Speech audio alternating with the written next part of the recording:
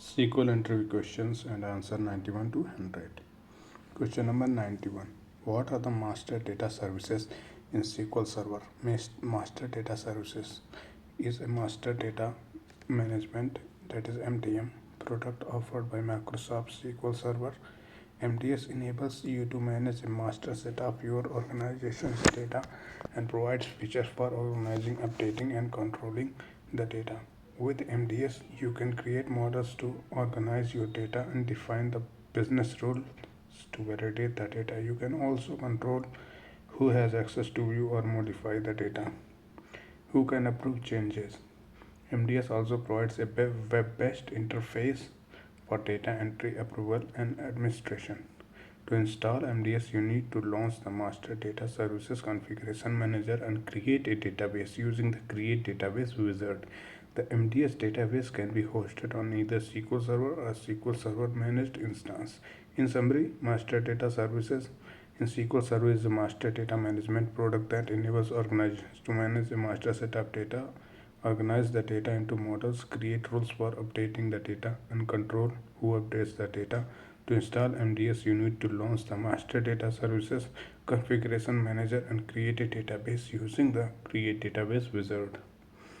Question number 92. What is a replication in SQL Server? Replication in SQL Server is a set of technologies that enables copying and distributing data and database objects from one database to another, and then synchronizing between databases to maintain consistency.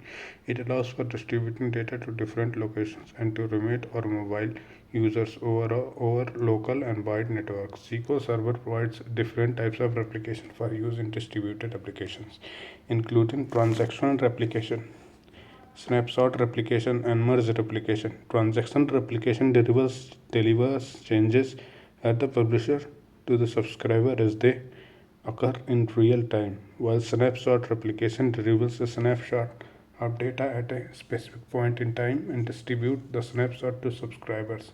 Merge replication allows for the synchronization of two or more databases and enables updates at both the publisher and subscriber. Overall, SQL Server replication enables organizations to distribute data to various locations and to provide consistent data access to different users. Question number 93. How to select data from an SQL Server table? To select data from SQL Server table, you can use the select statement. The basic syntax of select statements is as follows. SQL code, that is select column 1, column 2, as many as you want to include the columns from table underscore name. Table underscore name is the name of table from which we are selecting columns. Here column or column 2 etc are the names of columns you want to select data from, and table underscore name is the name of table you want to select data from. If you want to select all the columns in table, you can use the asterisk symbol as follows. Select asterisk from table underscore name. Select all. Sometimes it is read as select all from table. This will select all the columns in table. To filter rows based on one or more conditions, you can use the where clause as shown in the following example. SQL code. Select column 1, column 2 from table underscore name. Where condition. The condition can be any expression that evaluates to true or false. To group rows into groups, you can use the group by clause, and to filter groups based on one or more conditions, you can use the having clause. Question number 94. What is a check in SQL? In SQL, a check constraint is a type of constraint used to limit the value range that can be placed in a column or set of columns in a table. When check constraint is defined on a column or table, it allows only certain values to be stored in that column or set of columns. These constraints can be defined on individual columns or on the entire table, and can be used to limit the values in certain columns based on values in other columns in the same row. For example, a check constraint can be used to require that a value in a particular column be greater than or less than a certain value, or be within a specific range. If a check constraint is violated, then an error will be returned and the insert or update operation will be aborted. An example of successful insert operation that satisfies a check constraint is provided by where an order table has a check constraint that requires the amount value to be greater than 0. An amount of 100 satisfies the check constraint and the insertion process is successful. It should be noted that check constraints are used to improve the performance of queries in SQL Server, as the data engine only needs data from table that satisfies the check constraint. Question number 95. What is a default in SQL?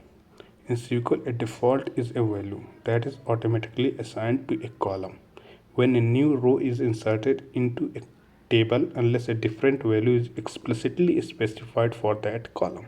The default value can be specified during the table creation or it can be added later to an existing table's column. For example, if a table named persons has a column named city and a default value of sadness is specified for that column, then when a new row is inserted into persons table and a value for city is not explicitly specified, the default value of sadness will be assigned to the city column for that row. A default value can also be system generated value such as the current date or time, which is specified using functions like getDate. To remove a default value, the default constraint associated with column must be dropped using an alter table statement. In summary, a default value in SQL is a value that is automatically assigned to a column when a new row is inserted into a table. Unless a value is explicitly specified, it can be specified during the table creation or added later to an existing table's columns and can also be a system generated value. Question number 96. How to create a database using SQL? To create a database using SQL, there are several steps that need to be followed. Here is a comprehensive answer based on the provided web result. So, question number 1. Connect to an instance of SQL Server using SQL Server Management Studio or Transact SQL. In SQL Server Management Studio, expand the instance of SQL Server and right-click Databases. Then select New Database and enter a name for database. To create the database by accepting all default values, select OK in the New Database window. Alternatively, you can customize the database setting by selecting options and changing the setting according to your needs. In Transact SQL, use the create database statement to create a new database. For example, create database underscore name. When creating database, it is recommended to set the owner name and make the first files as large as possible based on the expected data size.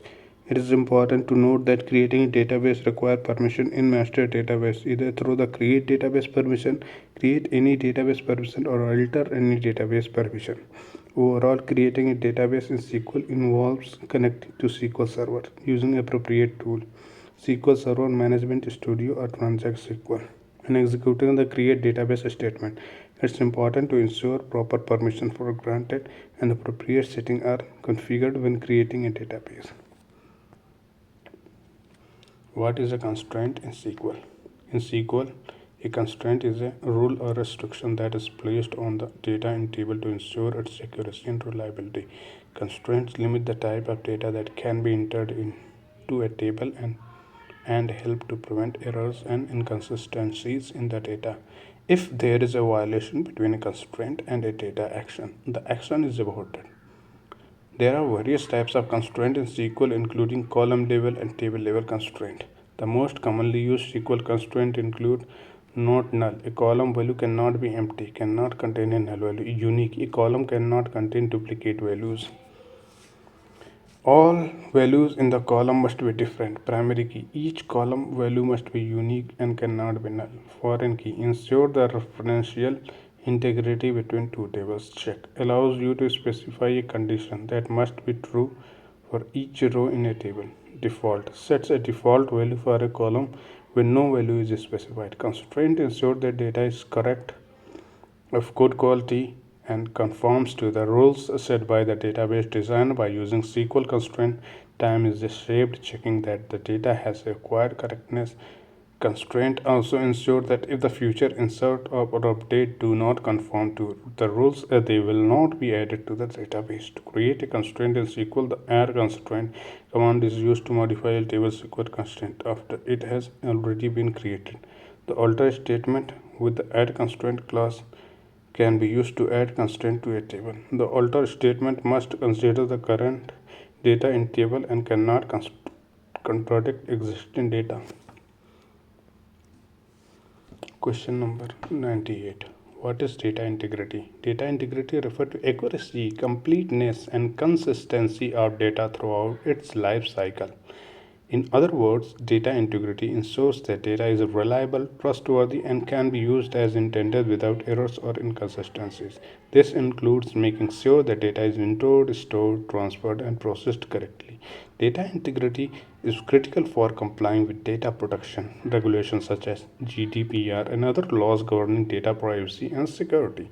Maintaining data integrity is an ongoing process that requires careful attention to data quality and adherence to strict rules and processes.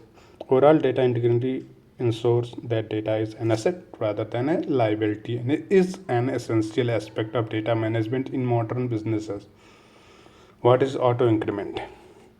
Auto increment is a feature in SQL database that automatically assigns a unique numerical value to a column and table. This value increments by a certain amount for each new record added to the table. This feature simplifies the process of assigning primary keys to records and ensures that each record has a unique identifier. Different SQL database systems have different syntax to implement the auto increment feature. For instance, MySQL uses the auto increment keyword to implement auto incrementing columns in table. By default, the starting value for auto increment is 1 and it increments by 1 for each new record added to the table. On the other hand, SQL Server uses the identity keyword to implement the auto increment feature. With this syntax, you can specify the initial value and increment between each auto generated number. In summary, auto increment is a useful feature in SQL databases that automatically assigns a unique numerical value to a column in a table. Its syntax varies between different database systems but generally involves specifying the column starting value and increment amount. Question number 100. What is the difference between cluster and non-cluster index? A database index is a data structure that improves the speed of data retrieval operation on a database table. There are two types of indexes, clustered and non-clustered index. A clustered index is an index in which tables record are physically or reordered to match the order of index. A non-clustered index is an index in which a separate structure is created to contain indexed column data, which include reference to location of the actual data row.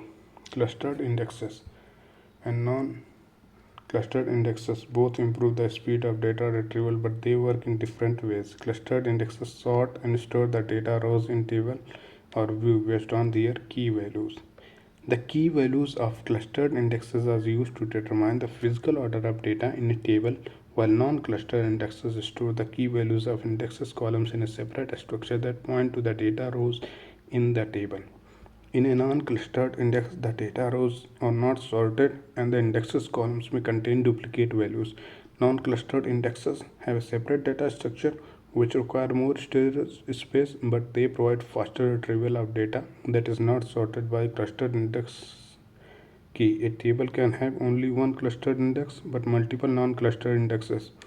In summary, the main difference between a clustered and non-clustered index is that clustered index physically sorts and stores the table data based on index key values, while the non-clustered indexes create a separate structure that point to the table data based on the index key values.